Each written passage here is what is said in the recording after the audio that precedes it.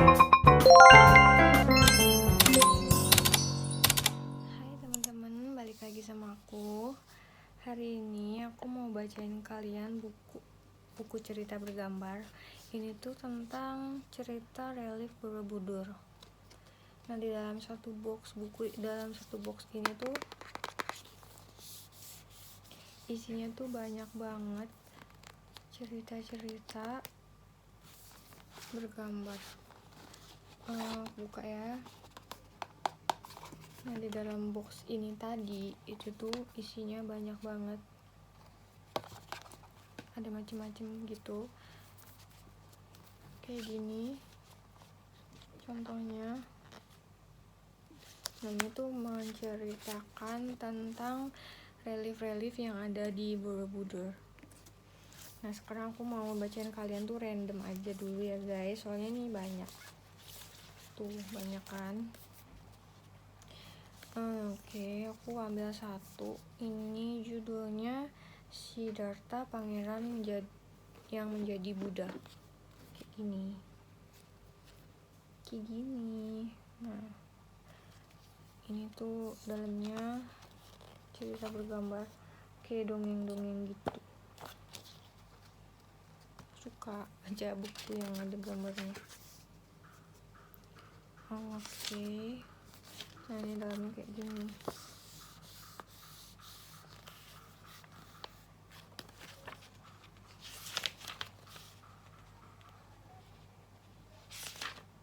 Oke guys, aku langsung bacain aja ya. Sebelum menjadi Buddha, Siddhartha lahir sebagai bodhisattva atau baka Buddha bernama Swetaketu di surga Tusita. Para dewa menyemangati bodhisattva untuk lahir lagi demi kebaikan dewa dan manusia. Bodhisattva pun setuju. Di alam manusia, Ratu Maya berbaring tidur di ranjangnya. Ratu bermimpi ada seekor gajah putih yang turun dari langit dan masuk ke rahimnya. Gajah tersebut adalah sang bodhisattva. Ratu Maya menceritakan mimpinya kepada Ratu Sudodana. Sorry ya, tadi maksud aku Raja Sudodana. Raja menanyakan kepada para penasihat yang menjelaskan mimpi itu adalah pertanda baik dan seorang putra akan lahir. Raja sangat gembira dan memberi banyak hadiah kepada para penasihat. Menjelang masa melahirkan, Ratu Maya minta izin kepada raja untuk melahirkan di kampung halamannya. Di tengah perjalanan, Ratu melahirkan di taman Lumbini yang indah. Sambil memegang dahan pohon, para dewa dan Brahma menyambut kelahiran bodhisattva. Seluruh kerajaan menyambut kelahiran bodhisattva yang diberi nama Siddhartha Gautama oleh Raja Sudodana. 7 hari setelah Siddhartha lahir, Ratu Maya wafat. Siddhartha diasuh dengan penuh kasih oleh Raja Prajapati Gautami, adik kandung Ratu Maya. Suatu hari, Petapa Asita datang untuk melihat bayi Siddhartha. Petapa Asita tersenyum saat melihat 32 markah manusia agung dan meramalkan Siddhartha akan menjadi Buddha. Petapa Asita kemudian menangis karena ia tahu ia tidak akan hidup cukup panjang untuk mendengar Buddha mengajar. Siddhartha, anak yang sangat pandai, disayang oleh semua guru dan temannya. Semua pelajaran dikuasainya dengan cepat. Saat berumur 7 tahun, di perayaan bajak tanah, Siddhartha bersemedi di bawah pohon jambu air. Matahari bergerak selagi ia bersemedi, namun bayangan pohon tetap menaunginya. Saat Siddhartha beranjak dewasa, keluarga kerajaan menyelenggarakan pesta untuk mencarikan pasangan bagi sang pangeran. Semua gadis cantik diundang. Terakhir, datanglah Gopa, yang sangat dikenal sebagai Yasodhara, duduk memberi hormat di kaki Siddhartha. Siddhartha memberikan cincin kepada Gopa, tanda bahwa ia memilihnya. Untuk meminang Gopa, Siddhartha harus bertanding dengan 7 pangeran lainnya.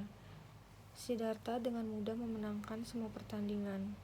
Salah satunya adalah memanah. Panah Siddhartha bisa menembus 7 pohon sekaligus. Siddhartha akhirnya berhasil meminang Gopa. Siddhartha dan Gopa hidup bahagia dalam kemewahan istana. Suatu hari, Siddhartha merasa bosan dan ingin jalan-jalan keliling kota. Raja Suddhodana memerintahkan rakyatnya untuk merias kota. Seluruh jalanan dibersihkan dari pemandangan dan suara yang tidak menyenangkan. Raja berharap putranya akan terkesan dan mau menjaga kerajaan. Saat Siddhartha berkeliling kota, para dewa menciptakan wujud orang tua, orang sakit, dan orang mati. Pangeran bertanya kepada kusirnya, Candaka, apakah semua orang yang mengalami ini? Candaka menjawab, begitulah adanya. Pangeran pulang ke istana dengan sangat sedih. Di perjalanan berikutnya, para dewa menciptakan wujud seorang petapa sedang berjalan dengan tentram. Candaka kali ini menjelaskan kepada Siddhartha mengenai kehidupan suci yang merupakan pengendalian diri dan pencarian kebenaran sejati. Siddhartha lalu pulang dan minta izin kepada Raja Suddhodana untuk meninggalkan keduniawian. Raja menolak. Siddhartha kemudian minta 4 anugerah agar ia tidak akan menjadi tua, sakit, atau mati, dan agar kekayaannya tidak akan berkurang. Raja tentu tak mampu. Ratu Prajapati memerintahkan para dayang untuk mengawasi Siddhartha supaya ia tidak kabur. Walaupun sudah dipesani oleh ratu, para dayang-dayang tetap tertidur. Dengan sikap yang tak elok, acak-acakan, liur menetes dan mendengkur. Siddhartha tersentak dengan pemandangan itu, sehingga makin bertekad meninggalkan istana untuk menemukan akhir penderitaan.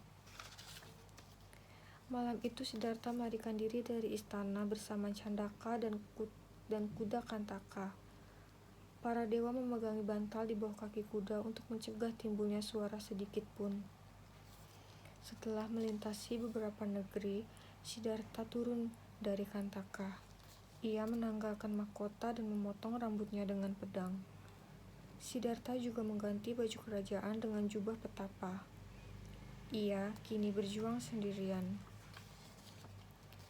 Siddhartha mengunjungi berbagai pertapaan untuk mencari bimbingan. 2 pertapaan pertama dikelola petapa perempuan. Lalu Siddhartha bertemu dengan 2 resi lainnya, Raiwata dan Rajaka. Sebelum pergi ke pertapaan besar Arada di Waisali, dalam waktu singkat, Siddhartha menguasai semua ilmu Arada. Arada menawari Siddhartha menjadi pemimpin bersama, namun Siddhartha menolak. Setelah meninggalkan Arada, Siddhartha pergi ke Rajagaha, ibu kota Magadha. Ketika Siddhartha masuk kota untuk menyambut derma makanan, orang-orang terpukau oleh pembawaannya, termasuk Raja Bimbisara. Raja menawari Siddhartha separuh kerajaannya, namun Siddhartha menolak. Raja akhirnya minta Siddhartha untuk kembali dan mengajar saat ia sudah cerah. Siddhartha kini mendekati guru lainnya, Rudraka. Namun Siddhartha masih tidak puas dan meninggalkan pertapaan. 5 murid Rudraka memutuskan untuk ikut, dan dikenal sebagai kelompok 5 petapa. Setelah beberapa lama, mereka pergi ke pinggir desa Senapati di dekat Gayasirsa dan memulai kehidupan tapa keras. Bodhisattva kini hanya makan sedikit sekali dan melakukan meditasi tak bernafas. Begitu berat tapaannya, sehingga beberapa dewa merasa jangan-jangan ia sudah meninggal. Siddhartha tetap teguh, tahan terpa. Mara, dewa jahat, mendekati Siddhartha dan membujuknya untuk menyerah saja dan cukup melakukan perbuatan baik. Siddhartha menegur dan mengusir Mara. Siddhartha lalu menyebutkan nama 10 pasukan Mara dan bertekad mematahkan mereka. Karena tak kunjung mendekati kecerahan, Siddhartha memutuskan untuk mengubah cara berlatihnya. Ia kini mau makan cukup untuk menjaga badan dan batin. 10 gadis yang dipimpin Sujata datang persembahkan nasi susu. Siddhartha menerimanya. Kelompok 5 petapa meninggalkan Siddhartha karena berpikir ia sudah menyerah berjuang. Ketika telah selesai makan, Siddhartha pergi ke sungai Nairanjana untuk mandi. Dewa-dewa memberi wewangian di air dan memercikkan kelopak bunga surgawi ke dalamnya.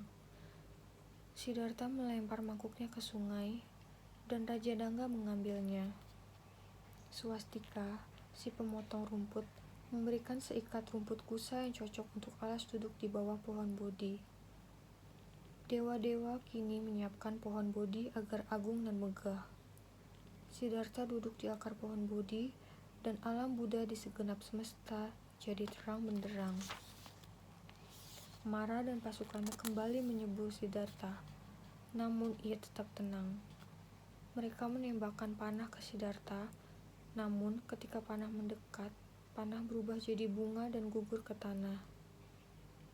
Dalam upaya terakhir untuk mencegah Siddhartha menjadi cerah, Mara mengutus 3 putrinya. Mereka menari-nari di depan Siddhartha, menampilkan pesona kenikmatan indrawi. Siddhartha tetap tak tergoyahkan. Mara pun kecewa dan berlalu. Malam itu Siddhartha meraih mata Buddha, mengetahui muncul dan berlalunya makhluk sesuai karma, mengetahui hancurnya noda batin, dan mencapai kecerahan sempurna. Siddhartha Gautama pun menjadi Buddha. Pada minggu kelima setelah Buddha cerah, muncul badai besar. Untuk melindungi Buddha dari badai, Raja Naga Mucilinda melilitkan diri mengelilingi Buddha dan menaungkan 7 tudungnya untuk memayungi Buddha. Pada minggu ke-7 setelah cerah, 2 pedagang Trapusa dan Balika yang sedang berpergian ke utara menemui Buddha. Awalnya mereka berpikir bahwa Buddha adalah dewa yang turun ke bumi. Buddha menunjukkan jubah petapanya, Trapusa dan Balika, lalu mempersembahkan makanan dan menjadi pengikut pertama Buddha. Buddha mulanya enggan mengajar karena Dharma begitu sulit dipahami. Mahabrahmasiki menyadari ini. Dikelilingi dewa-dewa, memohon Buddha untuk mengajar. Buddha memeriksa seluruh semesta dan melihat ada sebagian makhluk yang akan bisa memahami Dharma. Buddha pun menyetujui permohonan mereka. Buddha melakukan perjalanan menuju Risipatana. Sepanjang perjalanan, para dewa-dewi, raksasa, dan naga melindungi dan memberi persembahan kepada Buddha. Buddha tiba di tepi sungai Gangga dan hendak menyeberang. Tukang perahu minta bayaran, yang Buddha tidak bisa berikan. Buddha lalu menyeberang dengan kesaktiannya. Tukang perahu ini merasa bersalah, lalu melapor kepada Raja Bimbisara. Semenjak itu, Raja mengumumkan bahwa wilayahnya semua petapa boleh menyeberangi sungai tanpa membayar. Buddha kini meninggalkan Varanasi dan berjalan ke Taman Rusa di Risipatana, di mana ia bertemu kelompok 5 petapa. Mereka awalnya sepakat untuk tidak memberi hormat kepadanya. Namun ketika Buddha mendekat, mereka terpesona dan memperlakukan Buddha dengan hormat. Buddha mengajarkan khotbah pertamanya mengenai 4 kebenaran Arya dan jalan Arya, 8 faktor untuk menuju akhir penderitaan. Kelompok 5 petapa pun menjadi cerah dan mohon ditahbis menjadi biku. Nah, selesai teman-teman bacaan aku 1 buku ini. Ini tuh cerita tentang perjalanan Buddha Siddhartha Gautama. Awal mulanya gimana ia menjadi Buddha. Terus di belakangnya ada kayak aku nggak tahu nih apa aku bacanya. Aku adalah pelita dunia. Aku menebarkan pelita kebijaksanaan. Aku melakukan gulita kekelirutahuan. Lalita Warstara 2. Nah, sekian dulu teman-teman.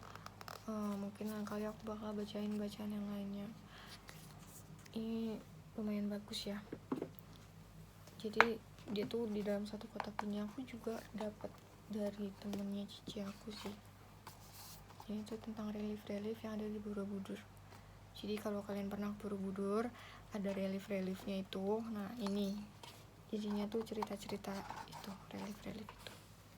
Nih relief-relief ini yang di Borobudur tuh, ini relief-relief kayak gini. Ini dia jadiin satu buku kayak gini. Ada ceritanya masing-masing. Nah ini tuh banyak banget tuh. Aku sukanya karena dia tuh ada gambarnya gitu, kayak cerita bergambar, cerita anak-anak gitu. Dan isinya menurut aku bagus-bagus, ada nasihat-nasihatnya gitu. Aku juga udah sempet baca kemarin yang ini pertobatan anak durhaka. Ini juga bagus, ada kayak pesan-pesan gitu, nasihat-nasihat. Ini banyak banget tuh, banyak isinya. Ada berapa buku ya? 20 bacaan kayak gini, macem-macem isinya. Satu buku ini sekali habis. Cuma tadi aku bacain kalian random, karena nggak mungkin kan aku bacain kalian langsung semua. Ini aku juga udah baca Nandia, Bakti Pada Orang Tua. Ini kisah yang seekor monyet ini juga bagus banget, kayak berbakti kepada orang tua gitu. Semua di dalam buku ini tuh ada pesan-pesan yang bagus ya. Tapi aku juga belum baca semuanya sih, cuman beberapa doang aku udah baca. Oke teman-teman, segitu dulu ya. Jadi kalau kalian berminat aku bacain buku-buku ini, bacaan-bacaan ini atau cerita-cerita lainnya, kalian tinggal komentar aja. Nanti mudah-mudahan aku bisa bacain di lain kesempatan. Dari teman-teman, thank you for watching. Bye.